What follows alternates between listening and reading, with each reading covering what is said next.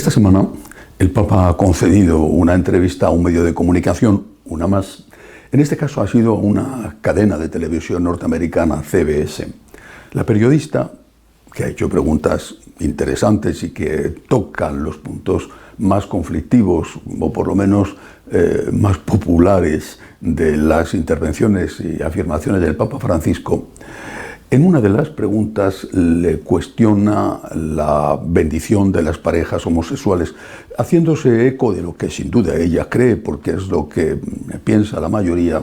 Este periodista le pregunta al Papa lo siguiente: el año pasado, dice ella, usted decidió permitir que los sacerdotes católicos bendijeran a las parejas del mismo sexo. Ese es un gran cambio. ¿Por qué? Es decir, la periodista está dando por supuesto, repito, como aceptó y creyó que era la mayoría, que el Papa permitía la bendición de las parejas homosexuales. Lo da por supuesto y únicamente se limita a preguntar por qué ha permitido eso, que ella califica de un gran cambio. Seguramente no esperaba la respuesta que dio el Papa, que contestó diciendo no. Lo que permití fue no bendecir la unión. Eso no se puede hacer, porque esa unión no es el sacramento. No puedo. El Señor lo hizo así, pero bendecir a cada persona sí. La bendición es para todos. Bendecir una unión de tipo homosexual, sin embargo, va en contra del derecho otorgado, en contra de la ley de la Iglesia. No sé cómo se quedó la periodista después de escuchar esta intervención, esta respuesta del Papa. Personalmente, cuando la he leído, cuando he visto la contestación del Santo Padre, me he sentido muy a gusto, porque justamente eso fue lo que dije cuando apareció Fiducia Supplicans. No hay que olvidar que en el número 31 de este documento se dice que es posible la bendición de las parejas homosexuales o heterosexuales que están conviviendo de forma irregular. Eso armó una gran polvareda, hasta el punto de que la Iglesia africana se enfrentó, otros también, y no solamente los africanos, se cortó toda relación ecuménica con los ortodoxos y con los coptos, y a los pocos que nos atrevimos a decir bendecir la persona sí, bendecir la pareja es confuso y ambiguo, porque ¿cómo puedes bendecir la pareja sin bendecir lo que hace que esa pareja sea pareja? Bendecir la persona sí, pero bendecir la pareja implica bendecir lo que hace, lo que convierte a esas dos personas en una pareja, es decir, la unión que tienen entre ellos. Yo, por decir esto, me cayó de todo encima. Solo la Virgen María, como intercesora, ha evitado que hasta ahora me corten el cuello. Y digo hasta ahora porque nunca se sabe. Por eso me congratula muchísimo, me alegra muchísimo que el Papa esté diciendo exactamente lo que unos cuantos, y yo uno más, por supuesto, de ninguna manera el más importante, lo que unos cuantos, que entre ellos yo, dijimos. Ahora bien, creo que hay una pregunta también pertinente. ¿Por qué tiene que decirse que se bendice la pareja si no se bendice la unión que hace que esas dos personas sean pareja? Porque bendecir a las personas, al margen de cualquier situación de esas personas, se ha hecho siempre en la Iglesia. La periodista, como debe de hacer un buen periodista, siguió hurgando en las heridas. Y en este caso planteó la cuestión del diaconado femenino, que es, junto con la bendición de parejas homosexuales, una de las de más actualidad y más motivo que causa más conflictos. Y lo hizo partiendo de una experiencia propia. Dijo esta señora: tengo una hija que ha sido educada como católica. ¿Hay posibilidades de que mi hija llegue en algún momento a participar del orden sagrado? La respuesta del Papa fue: tajante, clarísima, porque fue una sola palabra: no. No. Nada más, no dijo nada más. ¿Hay posibilidad de que mi hija participe un día en el orden sagrado? No. La periodista quiso quizá amortiguar un poco la respuesta tajante y muy concreta y clara del Papa. Entonces, bueno, pero esta es una cuestión que está abierta, que quizá en el futuro, a lo cual el Papa contestó: no. Si se trata de diáconos con órdenes sagradas, no. Después de estas dos respuestas del Papa, los que se presentan, mejor dicho, como sus amigos, están al borde de un ataque de nervios y además con una profundísima decepción. El Papa ha sido muy claro: no se puede bendecir la unión de dos personas homosexuales o heterosexuales que no están casadas por la Iglesia, y no va a haber diaconado femenino, en tanto, como dice el Papa, en tanto que eso suponga recibir el primer grado del sacerdocio.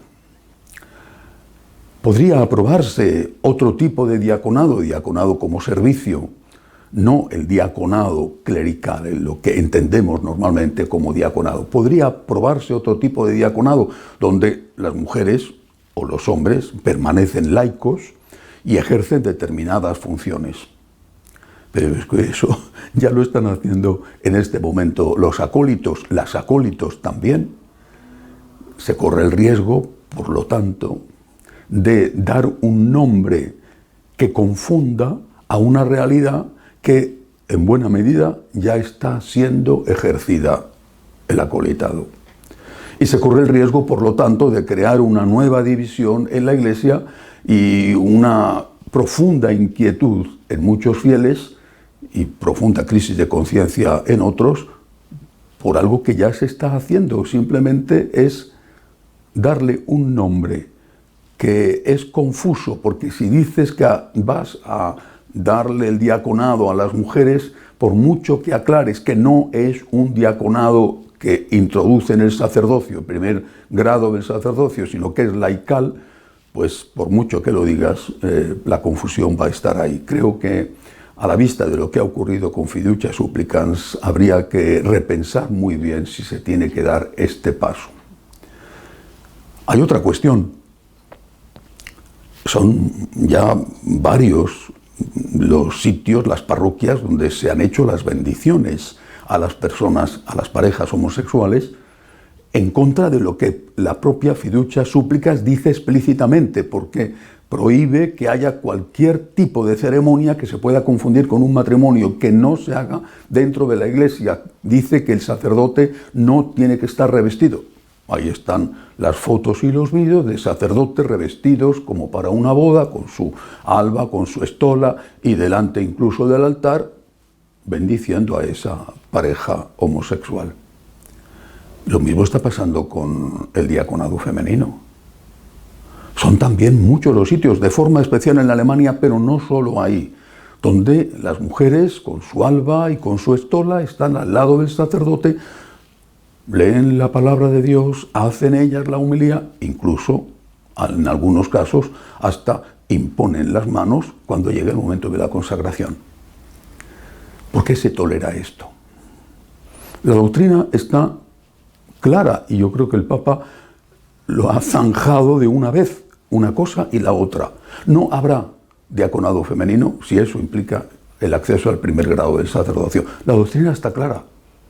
Pero ¿por qué se permiten todas estas cosas? Quizás sea una cuestión de prudencia del responsable que no quiere tomar partido contra, poner castigos contra sacerdotes o parroquias o diócesis, por no romper. Es posible que sea una cuestión de prudencia, pero hay que tener en cuenta que cuando una cosa se convierte en una costumbre, es muy difícil dar marcha atrás y desde luego resulta imposible evitar el escándalo.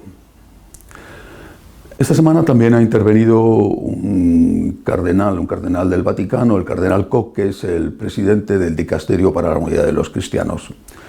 Koch es alguien que fue nombrado por el Papa Benedicto XVI y que lleva todo el tiempo del pontificado de Francisco ocupando este mismo cargo, el ecumenismo. Es un personaje interesante que no tiene miedo.